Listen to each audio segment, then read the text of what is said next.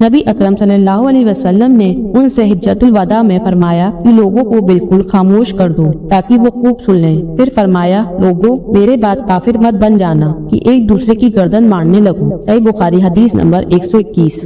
रसूल अल्लाह सल्लल्लाहु अलैहि वसल्लम ने फरमाया कि एक दिन मूसा अलैहिस्सलाम ने खड़े होकर बनी इसराइल में खुतबा दिया तो आपसे पूछा गया कि लोगों में सबसे ज्यादा साहिब इल्म कौन है। उन्होंने फरमाया कि मैं हूँ। इस वजह से अल्लाह का गुस्सा उन पर हुआ कि उन्होंने इल्म को अल्लाह के हवाले क्यों न कर दिया। तब अल्लाह ने उनकी तरफ वही भेजी कि मेरे बंदों में से एक बंदा दरियाओं के संगम पर है जहाँ फारस और रोम के समंदर मिलते हैं, वो तुझसे ज्यादा आलिम है। मूसा अलैहिस्सलाम ने कहा, ऐ परवरदिगार, मेरी उनसे मुलाकात कैसे हो। हुक्म हुआ कि एक मछली जमीन में रख लो, फिर जहाँ तुम इस मछली को गुम कर दोगे तो वो बंदा तुम्हें वहीं मिलेगा। तब मूसा अलैहिस्सलाम चले और साथ अपने खादिम यूशा बिन नून को ले लिया और उन्होंने जमीन में मछली रख ली। जब एक पत्थर के पास पहुँचे, दोनों अपने सिर इस पर रखकर सो गए और मछली जमीन से निकलकर दरिया में अपनी राह बनाती चली गई। और ये बात मूसा अलैहिस्सलाम और उनके साथी के लिए बेहद ताज्जुब की थी। फिर दोनों बाकी रात और दिन में जितना वक्त बाकी था चलते रहे।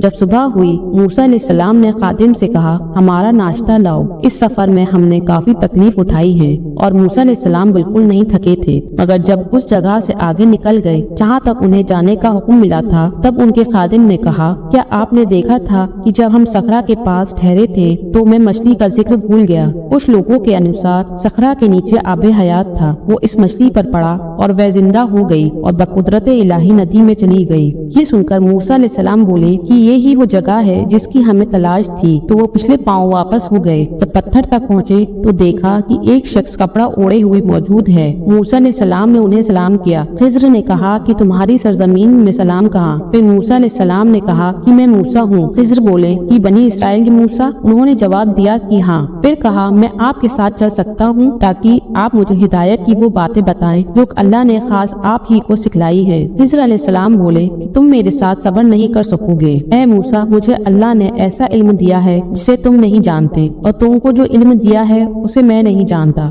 इस पर मूसा ने कहा कि अल्लाह ने चाहा तो आप मुझे सब्र करने वाला पाओगे। मैं किसी बात में आपकी नाफरमानी नहीं करूँगा। फिर दोनों दरिया के किनारे किनारे पैदल चले। उनके पास कोई कश्ती न थी कि एक कश्ती उनके सामने से गुजरी तो कश्ती वालों से उन्होंने कहा कि हमें बिठा लो। खिज्र अलैहिस्सलाम को उन्होंने पहचान लिया और बगैर किराए के सवार कर लिया। इतने में एक चिड़िया आई और कश्ती के किनारे पर बैठ गई। फिर समंदर में उसने एक या दो चौंचे मारी। इसे देखकर खिज्र अलैहिस्सलाम बोले कि ए मूसा, मेरे और तुम्हारे इल्म ने अल्लाह के इल्म में से उतना ही कम किया होगा जितना इस चिड़िया ने समंदर के पानी से। फिर खिज्र अलैहिस्सलाम ने कश्ती के तख्तों में से एक तख्ता निकाल डाला। मूसा अलैहिस्सलाम ने कहा कि इन लोगों ने तो हमें किराया लिए बगैर सवार किया और आपने उनकी कश्ती की लकड़ी उखाड़ डाली ताकि ये डूब जाएं। खिज्र अलैहिस्सलाम बोले कि क्या मैंने नहीं कहा था कि तुम मेरे साथ सब्र नहीं कर सकोगे। इस पर मूसा अलैहिस्सलाम ने जवाब दिया कि भूल पर मेरी पकड़ न करो। मूसा अलैहिस्सलाम ने भूल कर ये पहला एतराज किया था। फिर दोनों चले। कश्ती से उतरकर एक लड़का बच्चों के साथ खेल रहा था। खिज्र अलैहिस्सलाम ने ऊपर से उसका सिर पकड़कर हाथ से उसे अलग कर दिया। मूसा अलैहिस्सलाम बोल पड़े कि आपने बेगुनाह बच्चे को बगैर किसी जानी हक के मार डाला। खिज्र अलैहिस्सलाम बोले कि मैंने तुमसे नहीं कहा था कि तुम मेरे साथ सब्र नहीं कर सकोगे।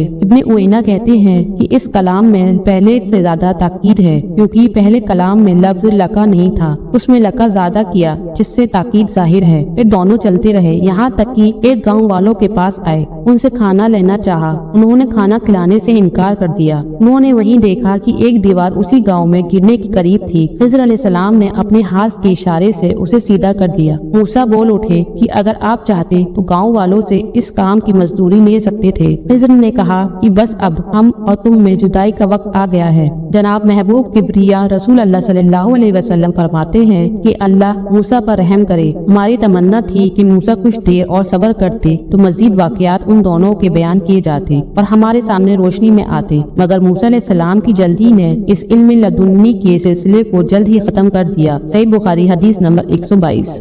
ایک شخص رسول اللہ صلی اللہ علیہ وسلم کی خدمت پاک میں حاضر ہوا اور اس نے کہا کہ یا رسول اللہ کی راہ میں لڑائی کی کیا صورت ہے؟ کیونکہ ہم میں سے کوئی غصے کی وجہ سے اور کوئی غیرت کی وجہ سے جنگ کرتا ہے۔ تو آپ صلی اللہ علیہ وسلم نے اس کی طرف سر اٹھایا اور سر اسی لیے اٹھایا کہ پوچھنے والا کھڑا ہوا تھا۔ پھر آپ صلی اللہ علیہ وسلم نے فرمایا جو اللہ کے کلمے کو سر بلند کرنے کے لیے لڑے وہ اللہ کی راہ میں لڑتا ہے۔ صحیح بخاری حدیث نمبر 123۔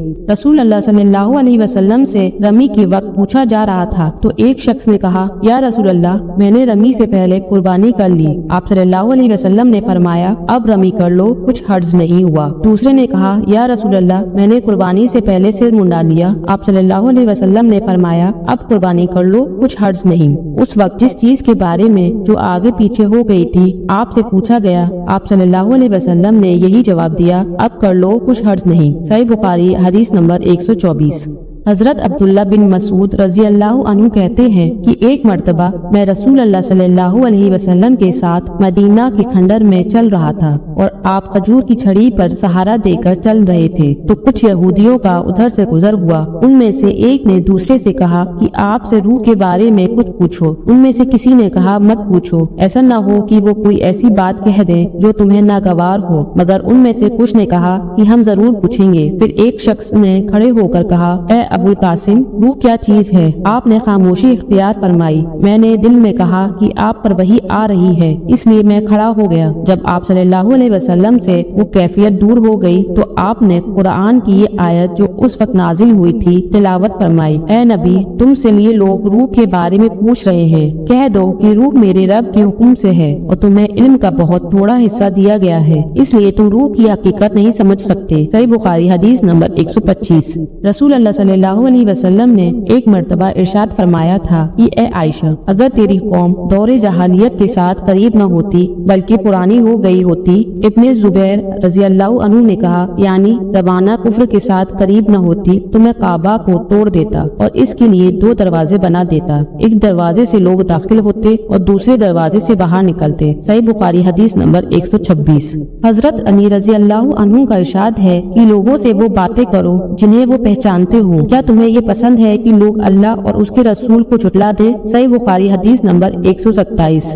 ایک مرتبہ حضرت معاذ بن جبل رسول اللہ صلی اللہ علیہ وسلم کے پیچھے سواری پر سوار تھے۔ آپ صلی اللہ علیہ وسلم نے فرمایا اے معاذ، میں نے کہا حاضر ہوں یا رسول اللہ۔ آپ صلی اللہ علیہ وسلم نے دوبارہ فرمایا اے معاذ، میں نے کہا حاضر ہوں اے اللہ کے رسول۔ آپ صلی اللہ علیہ وسلم نے تیسری بار فرمایا اے معاذ، میں نے کہا حاضر ہوں اے اللہ کے رسول۔ 3 بار ایسا ہوا۔ اس کے بعد آپ صلی اللہ علیہ وسلم نے فرمایا کہ جو شخص سچے دل سے اس بات کی شہادت دے کہ اللہ کے سوا کوئی معبود نہیں اور محمد صلی اللہ علیہ وسلم اللہ کے سچے رسول ہیں، اللہ تعالیٰ اس کو دوزخ کی آگ پر حرام کر دیتا ہے۔ میں نے کہا یا رسول اللہ کیا اس بات سے لوگوں کو باخبر نہ کر دوں تاکہ وہ خوش ہو جائیں؟ آپ صلی اللہ علیہ وسلم نے فرمایا اگر تم یہ خبر سناؤ گے تو لوگ اس پر بھروسہ کر بیٹھیں گے اور عمل چھوڑ دیں گے۔ صحیح بخاری حدیث نمبر 128۔ رسول اللہ صلی اللہ علیہ وسلم نے ایک دن معاذ رضی اللہ عنہ سے فرمایا کہ جو شخص اللہ سے اس کیفیت کے ساتھ ملاقات کرے کہ اس نے اللہ کے ساتھ کسی کو شریک نہ کیا ہو وہ یقیناً جنت میں داخل ہوگا۔ معاذ بولے یا رسول اللہ کیا میں اس بات کی لوگوں کو خوشخبری سنا دوں؟ آپ صلی اللہ علیہ وسلم نے فرمایا نہیں، مجھے خوف ہے کہ لوگ اس پر بھروسہ کر بیٹھیں گے۔ صحیح بخاری حدیث نمبر 129۔ سلیم نامی ایک عورت رسول اللہ صلی اللہ علیہ وسلم کی خدمت پاک میں حاضر ہوئی اور کہا کہ یا رسول اللہ تعالیٰ حق بات بیان کرنے سے نہیں شرماتا، اس لیے میں پوچھتی ہوں کہ کیا احتلام سے عورت پر بھی غسل ضروری ہے؟ آپ صلی اللہ علیہ وسلم نے فرمایا کہ ہاں، جب عورت پانی دیکھ لے یعنی کپڑے وغیرہ پر منی کا اثر معلوم ہو۔ تو یہ سن کر سلمہ رضی اللہ عنہا نے شرم کی وجہ سے اپنا چہرہ چھپا لیا اور کہا یا رسول اللہ کیا عورت کو بھی احتلام ہوتا ہے؟ آپ صلی اللہ علیہ وسلم نے فرمایا ہاں، تیرے ہاتھ خاک آلود ہوں، پھر کیوں اس کا بچہ اس کی صورت کے مشابہ ہوتا ہے، یعنی یہی اس کے احتلام کا ثبوت ہے۔ صحیح بخاری حدیث نمبر 130۔